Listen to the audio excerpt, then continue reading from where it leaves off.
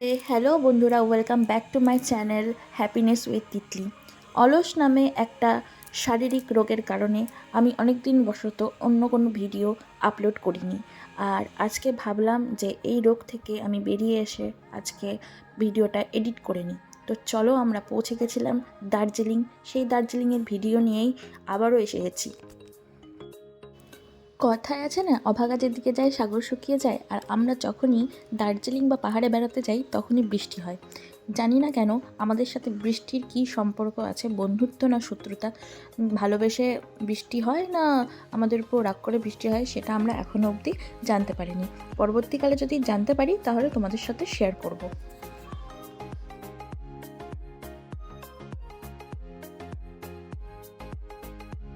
তারপর ঘুম স্টেশনের কাছে খানিকটা ঘুমিয়ে গাড়িতে দুলতে দুলতে আর বেশি কথা বলতে বলতে পৌঁছে গেলাম দার্জিলিং ম্যাল রোড।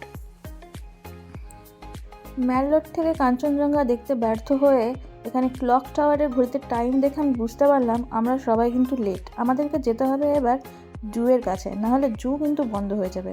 জুয়ের সামনে ঢুকেই আমরা টিকিট কেটে নিলাম। টিকিট কেটে আমরা ঢুকে পড়লাম জুয়ের মধ্যে জন্তু জানোয়ার দেখার জন্য। দার্জিলিং চিড়িয়াখানায় ঢুকে ছাগল আর হরিণের মতো দেখতে একটা মিশ্র প্রজাতির প্রাণীকে দেখে আমি আমার হাজব্যান্ডকে জিজ্ঞাসা করলাম, বলো তো এটাকে কী বলে? সে বলল, এটা ছাগলও না হরিণও না, এটা হচ্ছে লুসিফার। ওর কথায় হাসি কান্না একসাথে পেলো। তখন ও বললো, চল বেটা, তোকে আমি এখন বাঘ দেখাতে নিয়ে যাব। বাঘকে অনেকবার ম্যাও ম্যাও করে ডাকার পরও সে আমাদের পাত্তা দিল না। বললো, তোমাদের মতো তুচ্ছ মানবের জন্য আমি আমার পেছন ঘোরাবো না। দূরে জঙ্গলে একটা মোটা বাঘকে দেখলাম নিজের মনের সুখে টয়লেট করছে। তারপর বললাম, এ বেটা, তুই এখানে টয়লেট করছিস কেন? তোর কি লজ্জা করছে না? সেই কথা শুনে বাঘ আমাদের দিকে তেড়ে আসলো আর আমরা বাঘকে দেখে ভয় পেয়ে দৌড় দিলাম। আমি মরতে মরতে বেঁচে উঠেছি। তোমরা খাওয়া কি করে? তোমরা তো ভিখারি বাচ্চা। আমার নিঃশ্বাস বন্ধ হয়ে এসেছিল, তারপর আবার বেঁচে গেলাম। সেই মজা।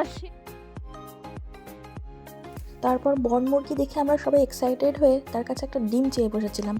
সেটা শুনতে পেয়ে তার হাজব্যান্ড এসে আমাদেরকে শাসিয়ে গেল, তোদের এত বড় সাহস, তোরা আমার বউয়ের কাছে ডিম চাইতে এসেছিস, তোদের এক্ষুনি খাঁচার ভেতর ঢুকিয়ে গেলাবো।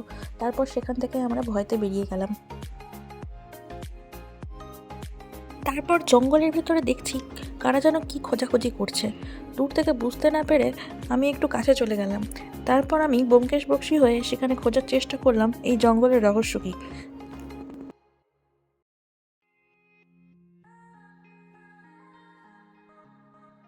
তারপর দেখছি একটা লাল রঙের উটবিড়াল গাছের ডাল বেয়ে বেয়ে হেঁটে হেঁটে বেড়াচ্ছে। আমার বর আমার মাথায় একটা চাটি মেরে বলল, আরে বোকা, এটাকে বলে হচ্ছে রেড পান্ডা। ও আচ্ছা। চিড়িয়াখানায় জীবজন্তুদের ভুল নাম বলার কারণে আমাদেরকে সেখান থেকে বের করে দেওয়া হয়। তারপর আমরা পৌঁছে গেলাম ম্যাল নামে একটা চাঞ্চল্যকর জায়গায়, যেখানে প্রতিটা মানুষ প্রতিটা মানুষকে ধাক্কা মেরে এগিয়ে যায়। তারপর আমিও সবাইকে ধাক্কা দিয়ে এগিয়ে গেলাম ম্যালের ভিতর দিকে। ম্যালে ঢোকার আগে আমি আমার হাজব্যান্ডকে দিয়ে প্রমিস করিয়েছিলাম যে আমি যেই দোকানে দাঁড়াবো, যেই জিনিসটা কিনবো, তুমিও কিন্তু আমার সঙ্গে বার্গেনিং করবে। তারপর আমি দোকানদারের সাথে জোরে জোরে বার্গেনিং করার পরে পেছনে ফিরে দেখি আমার হাজব্যান্ড নেই।